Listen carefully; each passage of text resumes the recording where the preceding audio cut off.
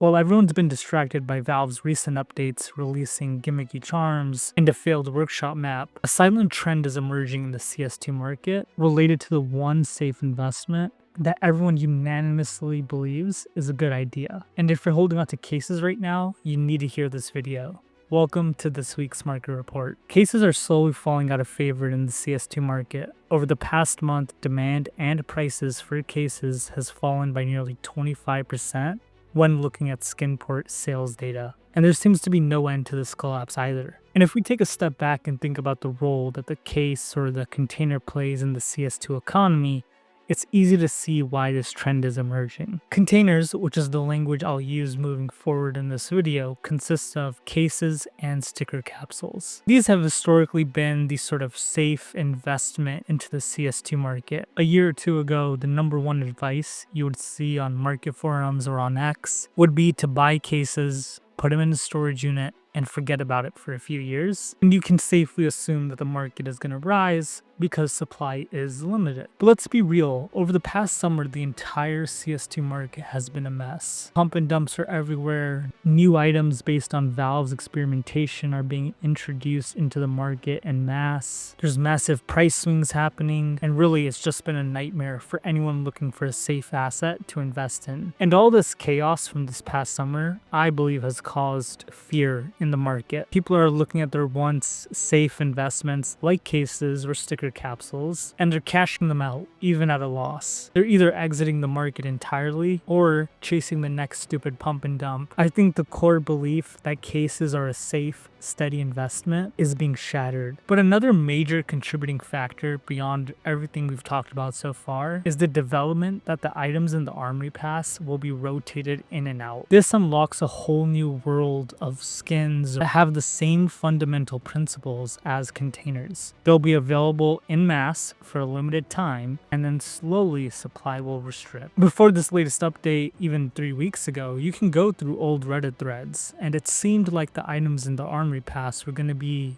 in perpetuity. They weren't going to be removed because there was a limited edition option within the Armory Pass. So if you have the heat treated, which is going to be limited edition, it was assumed that the gallery case, for example, will never be removed. So now the question comes up, is it better to buy these Armory Pass items, or should you continue to full port into cases if you're just looking to make a quick investment into CS2? And I think there's a few different factors to consider here. I think it's generally established when the item gets removed into the rare drop pool, the price is going to spike. But for the Armory Pass, we saw a similar effect to a higher degree. For example, someone holding the CMYK op would see the price double over the course of the past month and hold steady.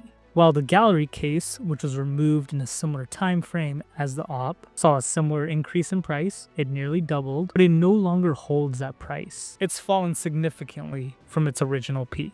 And with the new trade hold update, even if you had bought gallery cases the second it got announced that they were going to be discontinued, you wouldn't be able to realize the profits at 200% because you would still have the trade lock on the item. But if you're holding on to the op, you would be able to sell today at a significantly higher price than what you bought it at. So is that it? Should we just continue to buy covert collection skins and not buy cases? I think there's more to the story. Part of the reason why the op rose and stayed steady in price is because it was undervalued and underopened. Now that we know that items are going to be removed for good, this is a likely one-time price ramp up that we're not going to see moving forward, at least to this degree. And you can see this trend across almost all of the Armory Pass items. What we're seeing are prices increasing. For example, the Fever case, even though it's an active drop, has had a price increase and seems to be settling at a much higher price than when it was first announced that Armory Pass items will be rotated in and out.